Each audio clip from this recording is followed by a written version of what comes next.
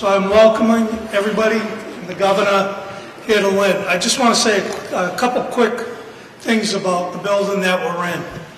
4 months ago, when this whole pandemic started, we knew there was going to be a concern on feeding people in the city of Lynn, seniors and families.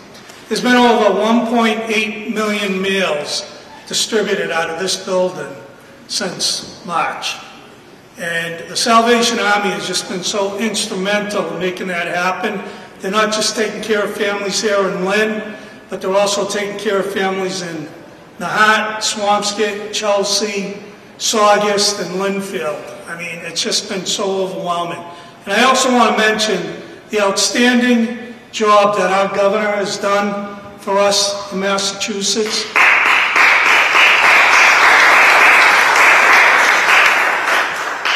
He's just been an outstanding leader, and I think he's done the best out of any governor, a president, or anybody in this country. So I just want to say thank you to our governor again. Thank you. Major's going to come up and say a few words. Major. First, I want to welcome you to the Salvation Army Lynn Core Community Center. I'm Major Marcus Jugenheimer, the General Secretary of the Salvation Army Massachusetts Division. This is just one of the 32 Salvation Army Core Community Centers around Massachusetts that were able to step up and provide critical services during our COVID-19 pandemic response. For more than 150 years, the Salvation Army has been serving our neighbors in need, whether it's providing food for the hungry, providing shelter for the homeless, or responding in times of disaster. We are and will be here for good. Today, we welcome Governor Baker and Lieutenant Governor Polito. We're also joined by Secretary Sutters, Secretary Theoharides, and Massachusetts Emergency Management Director Samantha Phillips. Thank you all for being here. This week we are recognizing a significant milestone. Thanks to the Baker administration and MEMA's support, along with the support of our communities, the Salvation Army has distributed more than 8 million meals in Massachusetts just since March. The Salvation Army, as has already been mentioned, the Salvation Army here in Lynn is responsible for more than 1.8 million of those meals. And for anyone who has driven by and seen the line of cars outside for our drive-through food pantry, it's evident that the challenge of food insecurity continues to be a growing issue here locally, and this is the same across the Commonwealth and certainly across the nation. For the past 8 weeks, the Salvation Army has received 20 tractor-trailer loads carrying 25,000 emergency food boxes per week into Massachusetts. These are being used for immediate distribution to help our neighbors in need. And this is where the governor and MEMA come in. As COVID started to impact the Commonwealth, our team at the Salvation Army, who were already providing emergency feeding throughout the Commonwealth, ramped up our services. We pivoted our existing food programs to provide additional prepared meals and food boxes utilizing COVID safety guidelines. Our emergency disaster services team was activated and immediately established 6 hubs across Massachusetts to begin building out emergency food boxes. Each box includes shelf-stable food items such as pasta, rice, beans, peanut butter, all the canned vegetables and fruits, and it can provide food resources to a family for multiple days. Through the MEMA Feeding Task Force, the Salvation Army Emergency Disaster Services helped coordinate food deliveries to critical need areas, including the hotels housing the COVID positive, the homeless, and other at-risk populations. Our emergency deployment with MEMA and the National Guard allowed us to provide 31,000 meals a week to the city of Chelsea while that was a hot spot in our state.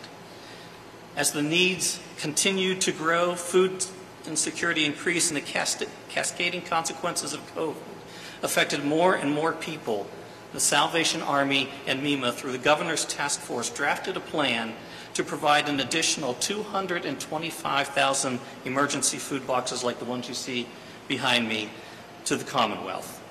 These emergency pantry food boxes were distributed directly to the 4 primary Massachusetts food banks, which then distributed them directly to the hundreds of food pantries in their existing networks. Additional food boxes are being stored and distributed by the Salvation Army Emergency Disaster Services and MEMA to deploy to any critical need areas. Throughout these difficult times, this powerful partnership is helping those facing food insecurity.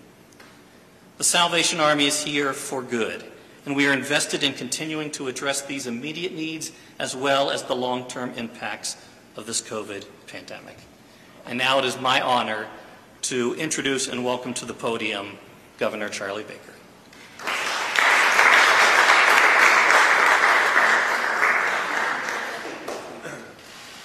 So first of all, I want to thank the Salvation Army for giving me the shortest commute I've had in a really long time. It's important to me. It may not be important to others, but mostly what I want to say is what an incredible partner the Salvation Army has been to the Commonwealth and to the people of Massachusetts over the course of the past 150 days or so. I want you to think a little bit about that math that the Major just talked about. Since March, which is basically 150 days ago, this location has distributed 1.8 million meals. Statewide, 150 days, Salvation Army has distributed 8 million meals. I can't go anywhere in Massachusetts that has something to do with food without seeing these food boxes somewhere in the warehouse, the storeroom, the front room of every organization that's working to make sure that people in Massachusetts have enough to eat during these incredibly difficult times. What was the number? What was the number you gave us about the number of folks? 70, was it 70 families a day before COVID? Yes. And what is it now? 500. Gone from 70 families a day to 500 families a day since COVID began. And this is a story that's playing out in place after place after place across the Commonwealth. And if it weren't for the work of organizations like this, and the teammates from MEMA and Health and Human Services and our Food Insecurity Task Force and our teammates in local government, and literally the hundreds, thousands of volunteers who step up and make these organizations have the ability to flex and expand to meet the demand, we wouldn't be able to do what we're doing. So to everybody who's part of this team, and especially to the folks here today from the Lynn Salvation Army, I just want to say God bless and thank you for all that you do.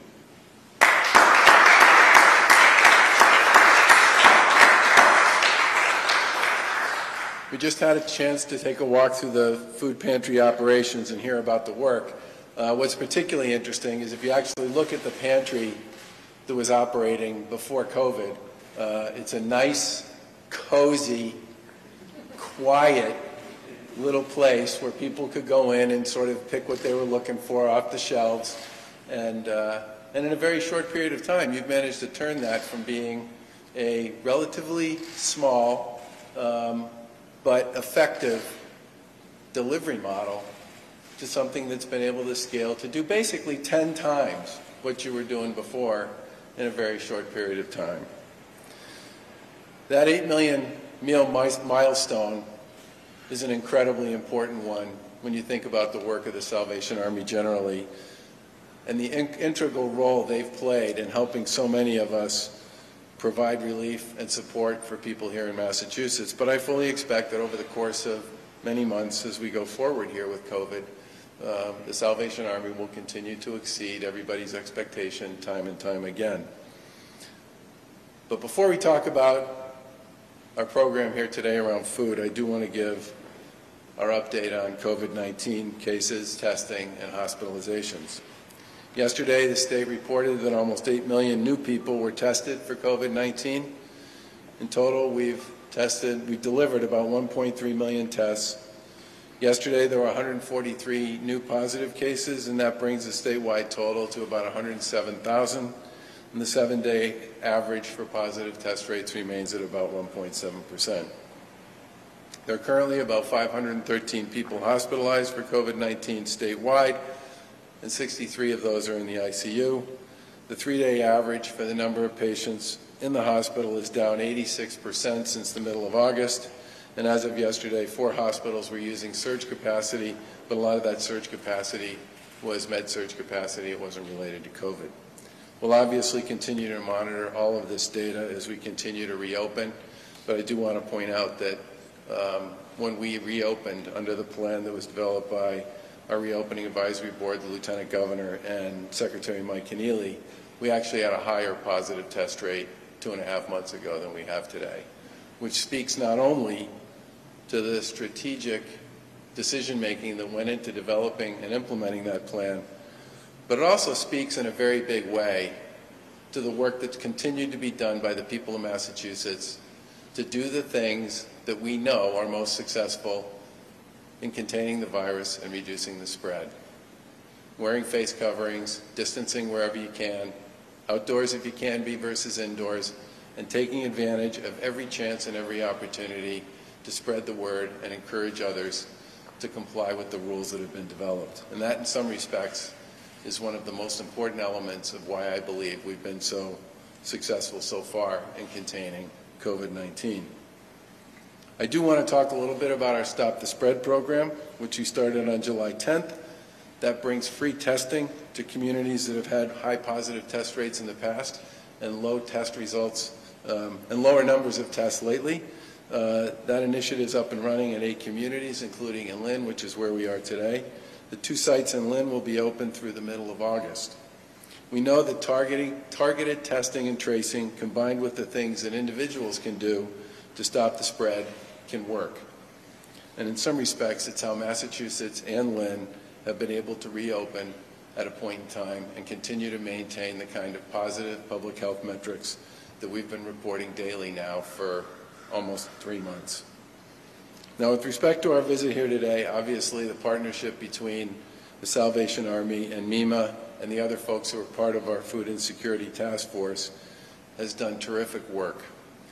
We've recognized that we needed to augment the work that we've been doing, and earlier this spring we convened a Food Security Task Force to evaluate how we could best support food security efforts that were already underway. In May, we announced $56 million in investments to implement the recommendations of that Food Security Task Force, and one of those investments was a new $36 million food security infrastructure grant program to provide access to fresh local food. That grant program is open to organizations that are part of the Massachusetts local food system, including school meal programming, urban farms, and much, much more. Applications opened in June and are being evaluated on a rolling basis through September 15, 2020. Today we're excited to announce that the first round of grant recipients has been selected. The first round, we're awarding nearly $3 million to 26 organizations. The recipients include farms, school meals programs, food pantries, and organizations that are focused on food sourcing and distribution. Secretary Katie Theorides will go into more detail about the grant recipients in just a moment. And in the couple weeks going forward, we'll obviously have more to say on future awardees. Those funds are part of that broader $56 million investment that implements the recommendations of the Food Security Task Force. Other investments include increased investments for the Healthy Incentive Program, which Secretary Sutters will talk about in a minute. $3 million in funding for immediate relief for food banks, which have played a key role in this initiative all along.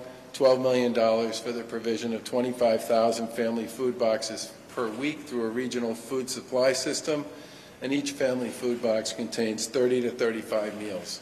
And that work will continue through the summer as needed. And we'll continue, obviously, to bring every resource to bear that we can, along with our partners who are part of this Food Security Task Force, to bring the fight against COVID to COVID, and at the same time do the work we need to do to help people who are dealing with food security issues. The legislature's been a tremendous partner in this. In fact, the SUP that we received yesterday included some money that we'd asked for to support a number of additional initiatives. I do want to thank them for their work, and at this point I want to turn it over to Lieutenant Governor Karen Polito.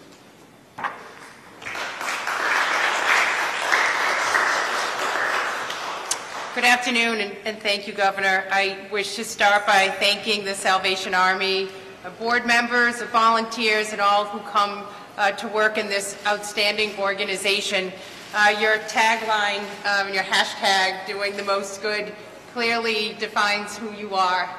We're so proud of you for what you do in ordinary times, and what you've done during these extraordinary times is really remarkable and so appreciated. Thank you. It's great to be here to talk about agriculture and commercial fishing, which are integral parts of our Massachusetts economy. COVID-19 has led to dramatic shifts in the way consumers are interacting with food systems, from restaurants to schools to grocery needs at home. Massachusetts farmers, our fishermen, and other food businesses have worked hard to meet these challenges and respond to the crisis to support our Massachusetts residents. Our Food Security Task Force, the Governor referenced, found that there was a critical need to develop a system to connect processing, storage, and distribution resources to ensure ongoing supply of food. And in response, we developed an online platform as an additional tool. The Massachusetts Department of Agriculture Resources, MDAR, in collaboration with the Division of Marine Fisheries, is in the final stage of developing an online platform called the Mass Grown Exchange to link food system channels and help facilitate business connections within the local food system. The platform is open to businesses looking to sell and purchase Massachusetts products and services. This includes farmers, fishermen, specialty food producers with wholesale products to sell to restaurants, grocery stores, and other outlets, or looking for services such as storage and distribution. Buyers including schools, food banks, retail outlets looking for local food products, and service and equipment providers working with businesses in the food system. We look forward to rolling out this exciting new online platform in the coming weeks, which will connect local businesses with supplies and resources and help support businesses and help them respond and also grow during these challenging economic times. In addition to the agricultural industry, the Commonwealth's commercial fishing industry has been hard hit by the pandemic. The Division of Marine Fisheries worked with fishing industry stakeholders to develop a plan to distribute $28 million in federal fisheries assistance from the CARES Act. The spending plan has been submitted to NOAA for approval, and DMF will work to distribute these funds quickly, pending approval. Last month, we also announced over $50,000 in grants to 3 projects to help the Commonwealth's local seafood industry sell fresh, locally caught products to Massachusetts consumers through promotion and awareness campaigns. We created this program 4 years ago to ensure the continued viability of Massachusetts' local commercial fishing and seafood industries. As the chair of the Seaport Economic Council, it's clear that we need to support coastal communities and our seafood workforce. I would also like to thank our colleagues in the legislature and members of the Food Security Task Force and the Seafood and Commercial Fishing Work Group, who have been tremendous partners. We've worked collaboratively, we've been creative, and we've come up with a good system to connect all these local resources. And special thanks to Representative Ann Margaret Ferrante, Representative Hannah Kane, Senators Bruce Tarr and Joe Comerford for your hard work and effort. It's been a pleasure working with all of you. Please remember to do your part if you can to support our local food producers by buying and shopping local, visiting local. As Governor often says, we have so much to offer here in our Commonwealth. So let's do our part, not only to protect ourselves and others from the virus spread, but also to support our local businesses and all the great treasures in our great Commonwealth. With that, I'd now like to turn it over to Secretary Katie Theoharides.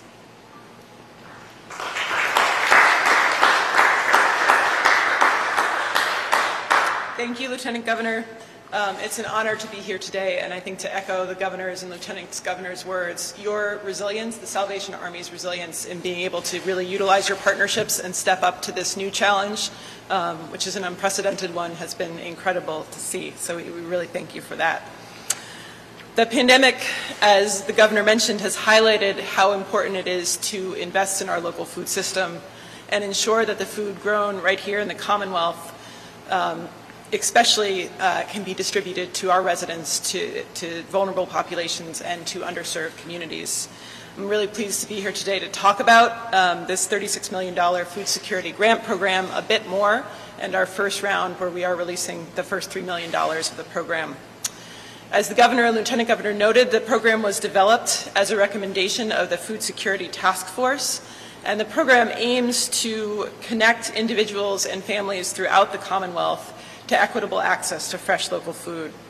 Additionally, and really importantly, the program is designed to place our local food system and our local fishermen front and center in a resilient food system that has the ability, not just for this situation, but for future opportunities to really rely on that system and to allow it to be distributed across the Commonwealth.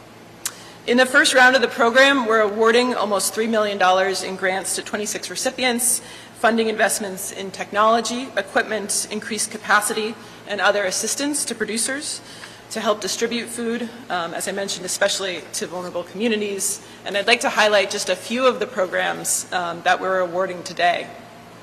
One of the things we've seen is that the transition of schools to online learning has made it more difficult for schools to provide food to children in need. And school meal programs have been a part of this that we've worked really hard to ensure they can continue to operate even in a remote learning environment.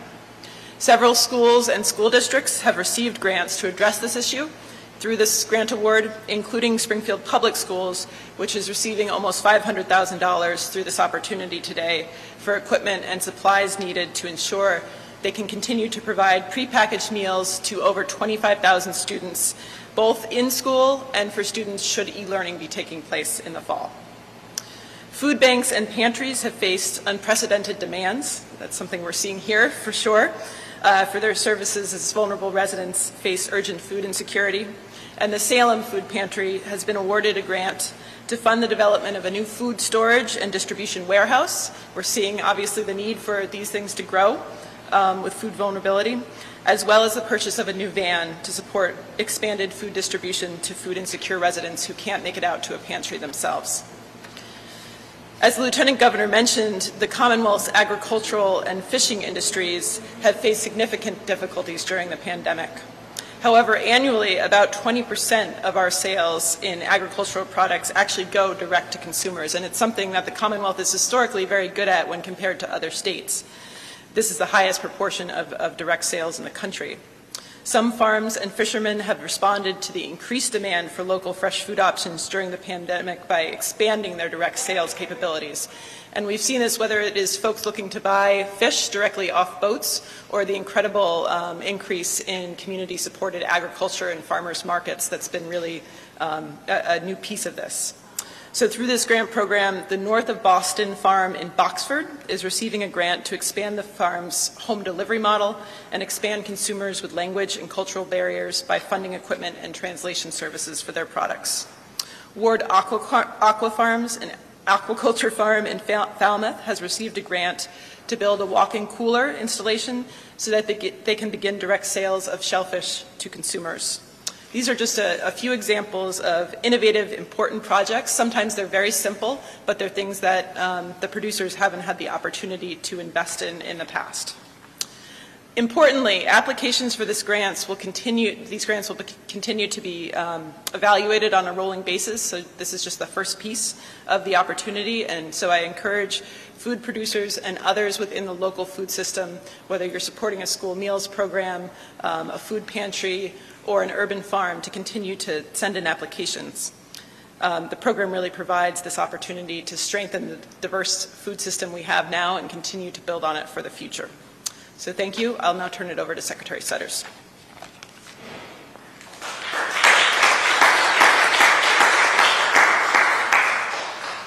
Good afternoon, Governor, Lieutenant Governor, Secretary Theourides, my good friend, Director Phillips from MEMA, and our extraordinary colleagues at the Salvation Army. Thank you for hosting us, and thank you for what you do each and every day in the Commonwealth to help families as part of the Commonwealth safety net. I also just want to acknowledge I'm going to be mentioning talking about the Healthy Incentives Program, but we had the opportunity to also walk through the Salvation Army's child care program, and I know they have submitted their application and look forward to reopening child care, another part of our safety net in the Commonwealth of Massachusetts. So as we've discussed, the COVID-19 pandemic has greatly impacted many families' financial stability across Massachusetts and has hit families and our residents who have historically experienced food insecurity particularly hard. Every individual, family, and community, of course, should have access to nutritious food, and that's why the COVID-19 Command Center convened a food security task force in April, made up of public agencies, the legislature, and members from private organizations to help deliver specific, tangible recommendations to address food security and food supply issues in the Commonwealth. As the Governor has mentioned, we announced a $56 million investment to address food security, which includes $5 million in additional funding to expand the Healthy Incentives Program, or otherwise referred to as HIP. In addition to increasing the food security for clients, this expansion also supports the resilience of the Commonwealth's food system during the COVID-19 pandemic and stimulates local economies where these vendors live and do business. The Healthy Incentives Program helps families and individuals who receive SNAP benefits to buy fresh, locally grown fruits and vegetables by providing matching benefits. So basically, for every dollar of your SNAP benefit in the HIP, every dollar is matched by another dollar. So it maximizes your SNAP benefits. If you buy fresh, locally grown fruits and vegetables for eligible produce purchases made from participating Massachusetts vendors at farmers markets, farm stands, mobile markets, and more. I'm also pleased to announce that today the HIP program will add an additional 39 vendors to its programs. These vendors join 200 existing HIP vendors across Massachusetts. The vast majority of selected applicants are local, small-scale farmers who live in or have close ties to the communities and populations they serve. Other selected applicants include local agriculture vendors like Rec Mobile Market in Central Mass or Sunderland Farm Collaborative in Western Massachusetts, with demonstrated capacity to serve high-need communities through delivery, mobile markets, and targeted outreach, particularly to address some of the food deserts that we have in terms of accessing fresh local foods to our SNAP beneficiaries.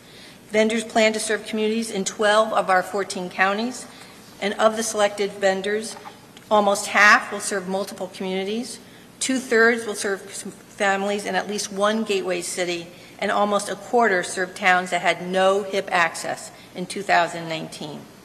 I also want to take a moment to remind families about the availability of the Pandemic EBT, or PEBT card.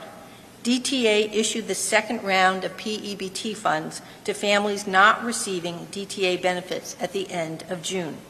These benefits supplement the free and reduced price school meals children would have been receiving if not for school closures due to COVID. About 80% of our PEBT cards have been activated, but that means there's still thousands of families who can access this benefit. Over the coming weeks, DTA, in partnership with the Shaw Foundation and in collaboration with Project Bread, are conducting targeted outreach to increase the participation in PEBT in key cities. I want to thank the members of the Food Security Task Force for all of their work to ensure that we are supporting some of the Commonwealth's most vulnerable families during this time. Thank you. Governor?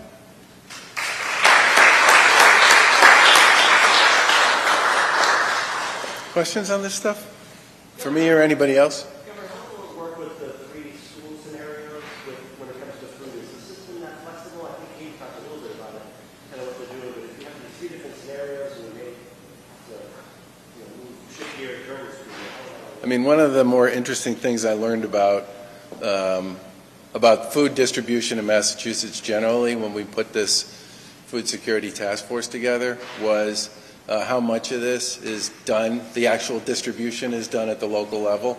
There are lots of players in this at the food bank level and at the state level that represent what I would describe as sort of the top of the distribution system, folks like the Salvation Army. But as you get into the way this ultimately plays out community by community, a lot of this really is on the ground with respect to how distribution decisions get made.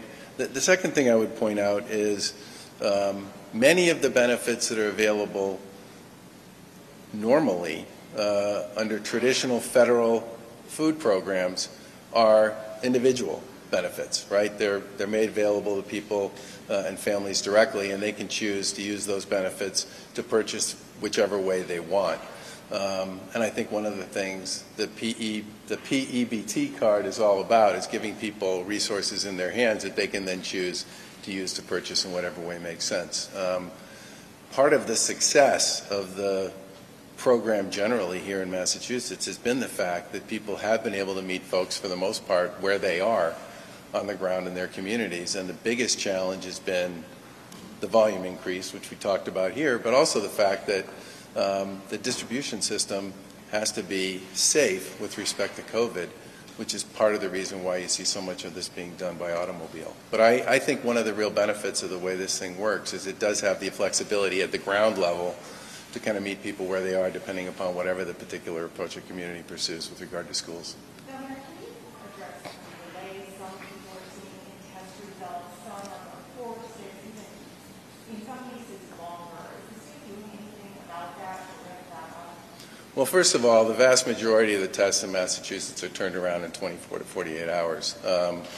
We've been in many conversations with some of the larger national platforms about test turnaround time, and I do believe that within the next several weeks we should see some improvements with respect to their turnaround times. And if we were a state where our positive test rate was in the 20s or the 30s, I'd be out of my mind.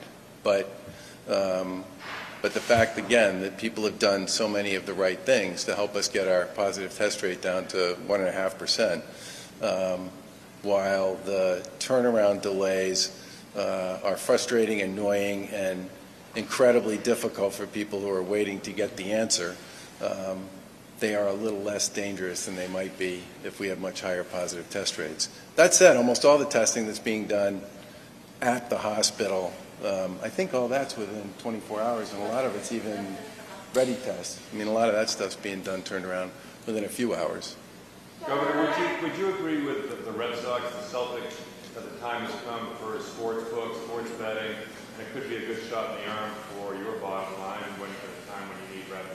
So the Lieutenant Governor and I filed a sports betting bill in January, didn't we? A long time ago. And we filed it in part because the states around us were heading in this direction anyway, and we wanted to give Massachusetts the ability to have people play here rather than playing elsewhere. And I absolutely believe that in addition to sort of the cross-border competition issues that would be addressed by doing something here in Massachusetts, it would certainly generate revenue, and it would be something that I think a lot of people would be interested in doing here at home as opposed to doing across the border. So we'd like to see that happen, yeah. I guess we're a long distance away from the Black Sox scandal, and having athletes swayed by betting. Are you worried about the integrity of these games? I think one of the nice things, one of the more important elements of the online stuff is it's traceable and trackable in a far more significant way than some of the stuff back in the day would have been. And the leagues are laying down some pretty heavy rules associated with anybody who engages in any way with any of that stuff, which I think will be very helpful. Well, Governor, something you announced you're expanding the moratorium on evictions. Yep. Can you tell us a little bit about why and what you say to small landlords who are telling us people are taking advantage of this, aren't necessarily doing this, and hurting the small landlords So the issue associated with both the eviction moratorium and the foreclosure moratorium during a pandemic was also made more complicated by the inability of people to access the courts, right, the housing court in particular, and the district court in some cases, but more often than not the housing court. The fact that the courts are now back in business is a hugely important element of working this process. And one of the reasons we made the decision to extend the moratorium for 60 days was one of the things we heard from a number of local municipal officials, from folks in the housing community as well as folks in the court system, was if you just give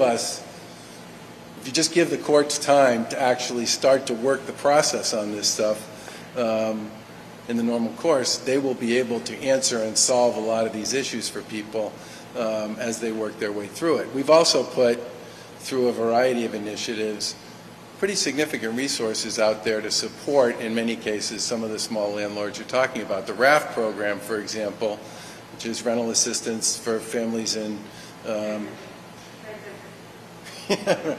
RAFT program is basically a direct pay on behalf of families to landlords. And we put about $20 million into that program, but we've also put significant resources into a number of other housing programs as well to help people work their way through. The other thing I would say is we've also heard from a lot of small businesses who've said to us, you know, I've only been open for a few weeks here or a month, and if I had a little more time to be open so I could catch up on my outstanding rent obligations, I can get back to current with my landlord, but if the decision is going to get made on August 18th, that's going to be a problem for me. So I think there are a number of really good reasons for sort of giving people an opportunity to work their way through this, given the situation and circumstance that so many people have found themselves in.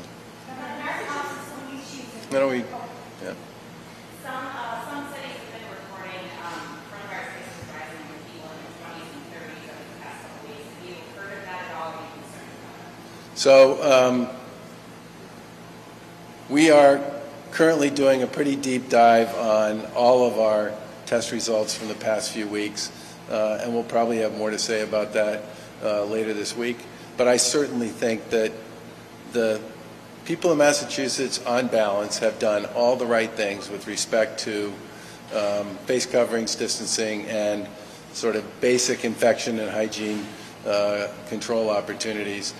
We have seen some of the same trends that you're talking about with respect to younger people, and like I said, we're doing a pretty deep dive on all that data. We'll have more to say about it later this week.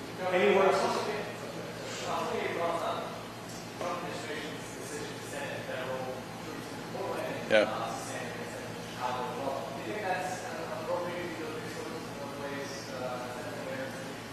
So one of the things the Lieutenant Governor and I have said many times around our available law enforcement resources is we go where we're invited, okay? If you talk to mayors, city managers, city councilors, town administrators, select boards, about the process and the way we've gone about working with them around issues associated with public safety, we don't go where we're not invited. I mean, our view is really simple on this. The local folk, we're former local officials, okay? Local officials know on the ground what the best thing and the best policy is for their communities. And if people want our help, they are going to get it. And I am incredibly proud of the fact, not just on the local official side or among our state resources or our National Guard, but we had 300 demonstrations that had more than 100 people, and we had dozens of more than 1,000, and we had one bad night. And for the better part of the past 25 days or so, people have been able to peacefully express and exercise their First Amendment rights in a way that I believe has worked here in Massachusetts. And I think part of that's because we only play if we get asked.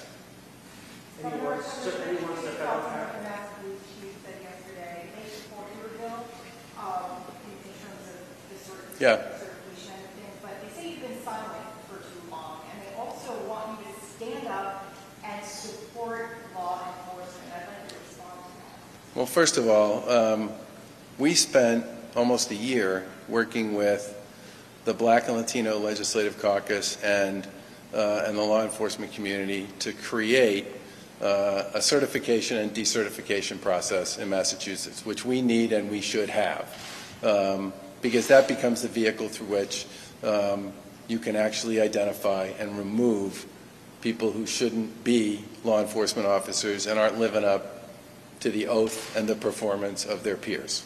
Okay? And the reason we spent a year working on that was because we wanted to make sure everybody understood the elements that we were talking about, the definitions we were using, what we were trying to accomplish, and that's why we filed the bill in June. I think my hope is that as this process goes on with the legislature, that we get a workable and credible accountability and transparency system with respect to law enforcement that comes out of this process. There's a lot of elements there in the House. There are a lot of elements there in the Senate. The House debate starts today. They need to work their way through some of that. But I would just say that part of what made, I believe, the process that we used work was the fact that we spent a long time on it. People understood what the definitions were, what the consequences would be, how the rules we were proposing would actually play out, and they supported it. And that, in some respects, I think, is what I really hope comes out of this process, which is something people can actually understand how it's going to work, what it's going to mean, what the consequences are going to be, not just for individuals, but also for cities and towns, for communities, for the public at large, for the Commonwealth. Last question. Parents are trying to figure out their school year. Yeah. And it may come down to just a couple of weeks to figure out if they're going to have to do daycare and all these juggling. Any words to these parents, fellow parents? Well, the first thing I'd say is I think we're up to about 65% of the child care community is licensed, is back and open and operating, which is thousands of providers, right? There were 8,200 providers pre-pandemic, and there's now 6,300. Okay, 8,200 child care providers pre-pandemic, 6,300 that are now licensed and operating. So we're making a lot of progress there in terms of creating capacity for people.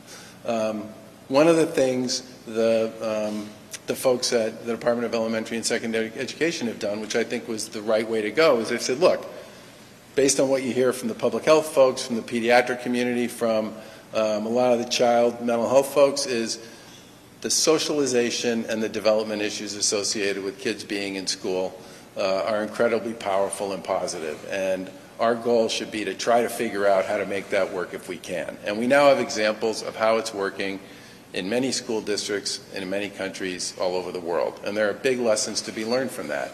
But at the same time, we're still figuring out the fiscal 21 budget, right? We're still waiting on whatever it is the feds are going to do with respect to the next round of COVID relief, which we expect is going to be debated sometime this week and is probably going to include resources for education and for state and municipal governments. We put about $900 million out to cities and towns across the Commonwealth that can be used to invest in some of the things they would need to do to open schools and to support teachers and administrators. But I get the fact that there are still some balls that are up in the air here, and we're hoping that those issues will be resolved sometime in the next couple of weeks, and that people can actually take the guidance and the data and the information, understand what the resources are going to be, and see what they can do about supporting a safe reopening of schools. Governor, do you have concerns about federal money drying up for the contact tracing program? I know you're a big proponent of it. President Trump seems to have gone back and forth on whether he thinks more money might be forthcoming in another round of the CARES Act. I won't get these numbers exactly right, which will make Terry crazy, but we have the contract. Remember, this is a collaborative, right? So if the local boards of health could handle the case as it came in as a positive test, they would take it. If they couldn't handle it because they had too many, they would turf it to Partners in Health, and Partners in Health would chase that one down. Between the two of them, between the local boards of health and Partners in Health, somewhere around 85% of the cases that came in got outreach and contact, okay? And that includes both the original case that came in as well as the follow-up on close contacts. And I think that's probably among the highest hit rates in the country with respect to actually being able to make some of those connections happen and help people isolate. In fact, this organization was very helpful in providing food support for people who were engaged with the contact tracing program so that they could in fact isolate either at home or in another location while they were dealing with their own issue associated with COVID. At this point in time, we have the resources, we believe, to successfully fund our program through the third CARES Act. But I would just point out that the way we're thinking about this at this point in time is a little different than the way we were thinking about it a few months ago. And I'm sure when you look at what's going on in other parts of the country, it would not be surprising to me if many other parts of the country, especially in the South and West, could use the financial support of the federal government to both stand up and expand their existing programs. Thanks, everyone. Thanks, folks, and thanks again for being here, and thank you to the Salvation Army.